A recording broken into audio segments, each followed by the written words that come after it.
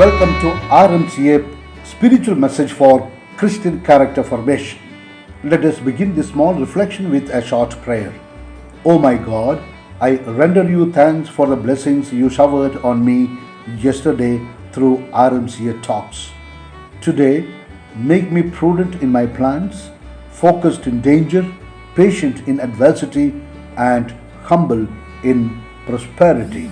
In the name of the Father, and of the Son, and of the Holy Spirit. Amen. My dear friend, universal love is the fundamental part of everything that is good, true, and beautiful. Pope Francis affirms that we need to create social friendship because in the modern world there is a tendency to reduce oneself into closed groups like my family, my church, my village, my caste, my religion, my social club, my culture, my community, etc. In this context, Pope Francis said, universal love is the openness to the other as opposed to being closed in on oneself. Love is a form of seeking union with others. Love sees the value of others. Love celebrates the worth of the others. Love sees what is best in others and for others. Commenting on this, Cardinal Tagle, the prefect of the Pontifical Congregation for Evangelization for Peoples in Rome, said that it is different from mere romanticism or idealism. He says, this is how God loves. This is how God has manifested Himself. This is how Jesus loved and even died for all. This is how the Spirit blows. God, who is love, is total and full openness. Parable of the Good Samaritan is well referred in the encyclical Fratelli Tutti. The openness of the Samaritan led him to go close to the stranger left on the roadside and treat him like a brother. It did not stop there. The Samaritan also invited others, the innkeeper, to become an instrument of universal love by taking care of the injured stranger. Here we find the concrete action, desire for the welfare of other, leading to love, action of love, care, concern, and service. It was not limited just to a lip service. Cardinal Tagle warned that universal love without a genuine response risked remaining a mere concept or a slogan. One should not be blind to the actual reality. So, when one tries to give a proper response, there is a tension between the specific concrete person and the common dignity of all human beings. The reason is you cannot enter the dignity of all human beings without entering into concrete specific human beings. There is a certain risk involved here, but it is worth taking. That is the reason Pope spoke of social friendship. He wants everyone to develop and appreciate, for example, local cultures. One should not intend to destroy one culture and replace it with another one. For that, social friendship should be open to universal solidarity. It does not eliminate the uniqueness of any culture at all.